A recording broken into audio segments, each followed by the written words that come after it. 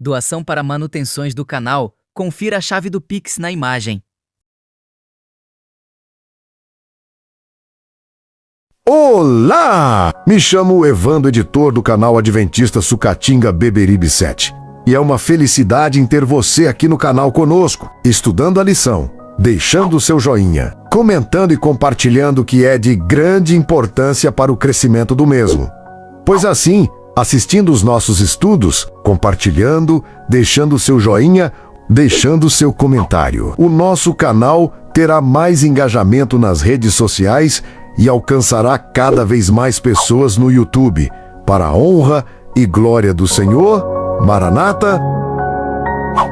Como já me apresentei anteriormente, me chamo Evandro e... Vamos mais uma lição desse dia? Vamos lá então, pegue sua Bíblia e sua lição da Escola Sabatina Adulto e vamos estudar com a gente aqui em nosso canal. Adventista Sucatinga Beberibe 7 no YouTube.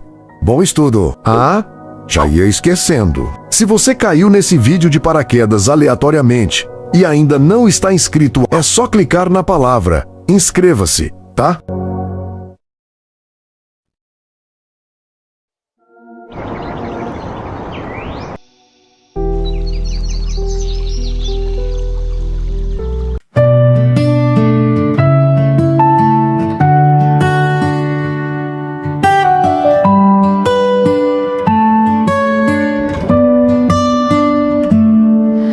Assim ocorre com a palavra que sai da minha boca. Ela não voltará para mim vazia, mas fará o que desejo e atingirá o propósito para o qual a enviei. Isaías 35, verso 11.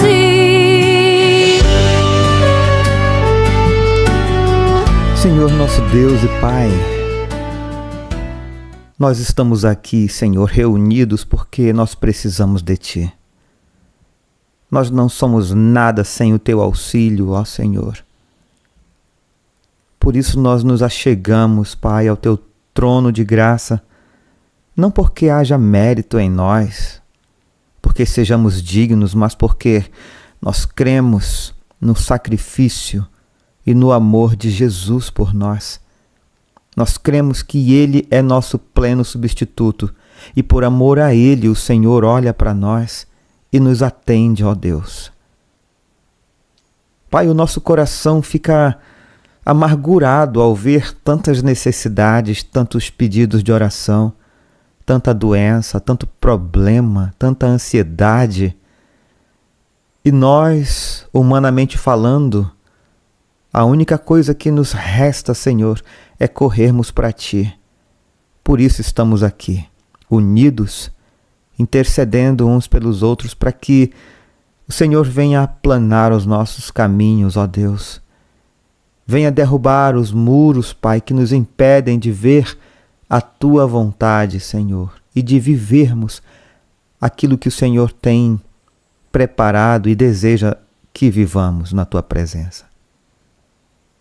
Mais uma vez, estamos diante da Tua palavra também, a qual queremos que não apenas venha a ser conteúdo para nós, mas venha a ser um elemento que revela aquilo que precisa ser mudado em nossa vida, para que o Teu Espírito Santo venha agir, atuar, fazendo as transformações necessárias para vivermos uma vida de paz contigo. Nos acompanha, portanto, nos instrui, nos conduz durante esse estudo dessa nova semana. E visita, Senhor, o lar de cada pessoa que está aqui orando comigo, porque o Senhor conhece a necessidade de cada um e da mesma forma recebe, Senhor, a nossa gratidão. Cada pessoa que vem aqui simplesmente para dizer um amém, para agradecer, que também esse Espírito possa chegar no teu trono de graça. Recebe, Pai, a nossa oração e responde conforme a tua vontade para nós. Em nome de Jesus, amém. Seja muito bem-vindo, você está no canal Para Que Todos Saibam. Estamos iniciando o estudo da lição 5 da Escola Sabatina, Como Estudar a Bíblia. Será que a gente estuda a Bíblia da maneira certa? Nós vamos começar a lição de hoje explicando a imagem ilustrativa da semana. Você, observando essa imagem, você não está vendo pessoas lendo a Bíblia. Você está vendo diferentes posturas diante dela. E cada uma revela uma limitação quando isolada. Observe que a primeira pessoa está ajoelhada. Isso aponta para reverência, sim, dependência, espiritualidade. É a ideia de que a Bíblia não é um livro comum, mas tem uma falha aqui. Devoção sem compreensão pode virar superficialidade emocional. Sentir não é o mesmo que entender, e muito menos que viver. Observe a segunda pessoa, está usando uma lupa. Esse quer ir fundo, analisar, investigar. Ele representa o estudo sério. Só que há um risco clássico aqui, transformar a Bíblia em um objeto técnico. Muito conhecimento, pouca transformação. Ele disseca o texto, mas pode perder o encontro com Deus. O terceiro está com um caderno de anotações. Esse já avança um nível. Ele processa, registra, organiza. Não quer apenas ler, quer reter. Isso é essencial. Mas também carrega um perigo: confundir acúmulo de conteúdo com maturidade espiritual. Ter páginas cheias não garante uma vida transformada. O último, ele está cuidando ou manuseando o livro, talvez limpando ou ajustando. Isso aponta para zelo, respeito externo. Mas é o tipo mais sutil de engano. Valorizar o símbolo sem mergulhar na mensagem. Honrar a Bíblia sem realmente confrontar-se com ela. E todos estão sobre o mesmo livro, isto é, o golpe central da imagem. O problema não é acesso à palavra, é abordagem. Um observador crítico poderia questionar: se todos estão na mesma Bíblia, por que os resultados seriam diferentes? Porque a variável decisiva não é o texto, é a postura. Agora, o ponto que a imagem não mostra explicitamente, mas exige que você conclua. Nenhum desses modelos, isoladamente, é suficiente.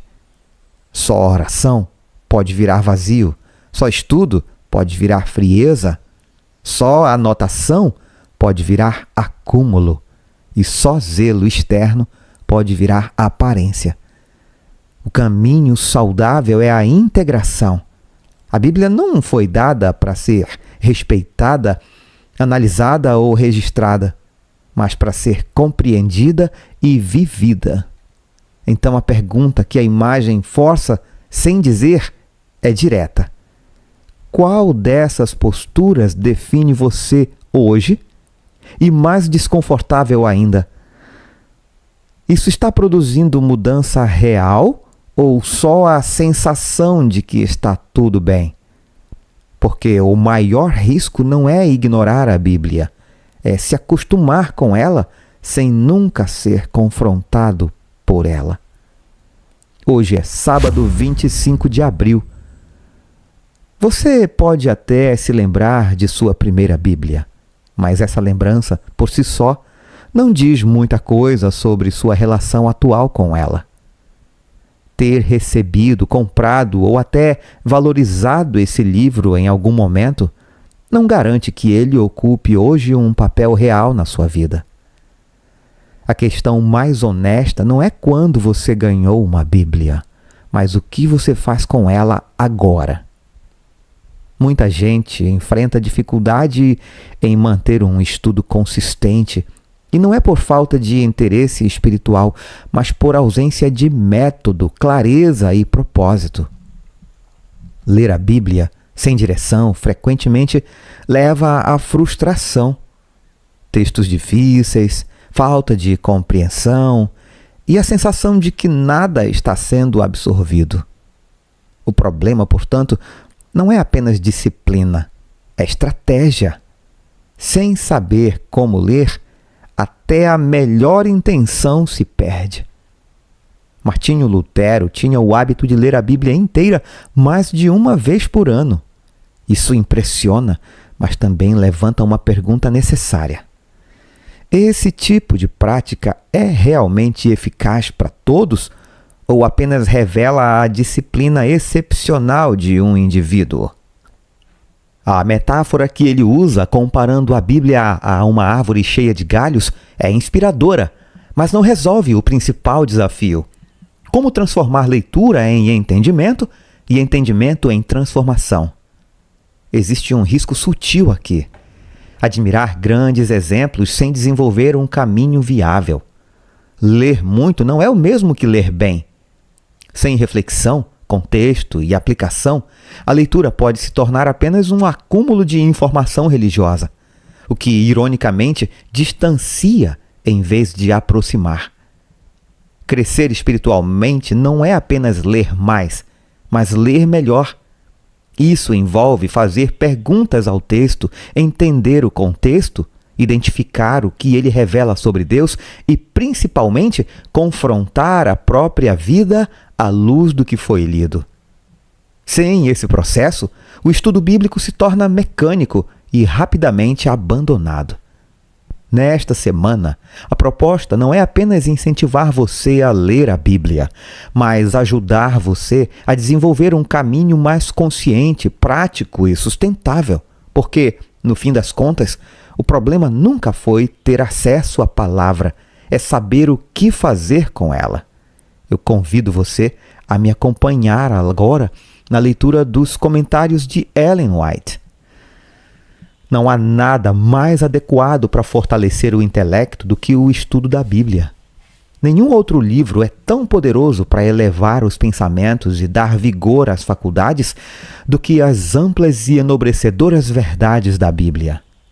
Se a palavra de Deus fosse estudada como deveria ser, as pessoas teriam amplitude mental e uma nobreza de caráter que raramente se vêem nesses tempos.